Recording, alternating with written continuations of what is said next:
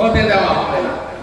আমরা আজকের এই অনুষ্ঠান থেকে বলতে চাই, আমাদের নেতা তারেক রহমান যে সিদ্ধান্ত নিয়েছে সেই সিদ্ধান্তই বলবৎ থাকবে এবং সেই সিদ্ধান্তের আলোকে এই দেশের তত্ত্বাবধায়ক সরকারের ফেব্রুয়ারির সদর সরকারে নির্বাচন করতে আমরা বাধ্য করবো ইনশাআল্লাহ। আমরা বলতে চাই ৩১ দফার যে সংস্কার এখানে লিপিবদ্ধ আছে, জনগণের প্রতিনিধি জনগণের পরে নির্বাচিত যখন সরকার আসবে তখন সংস্কার ৩১ দফার মধ্যে নিহিত আছে।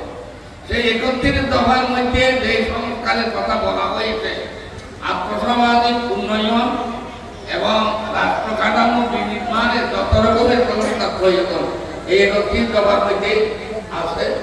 এটা কে করবে?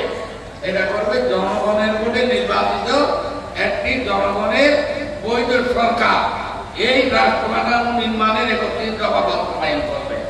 আজকে যারা সংস্কারের কথা বলতে তত্ত্বাবধায়ক সরকারের প্রতি আমরা বলতে চাই, সংস্কার, আইন বিষয়ক সংস্কার, নির্বাচনী সংস্কার এবং আইন শৃঙ্খলার সংস্কার, যেগুলো সংস্কার জরুরি নির্বাচনের জন্য, সেই সংস্কারগুলো দ্রুত শেষ করে আগামী ফেব্রুয়ারির মধ্যে নির্বাচনের ব্যবস্থা করবে।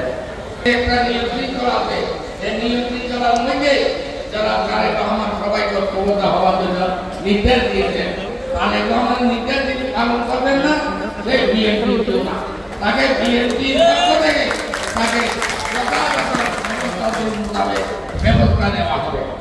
আমরা শুধু এটুকু বলতে চাই, বাংলাদেশের সর্ববৃহৎ জনপ্রিয় দল বিএনপি, বিএনপির জনপ্রিয়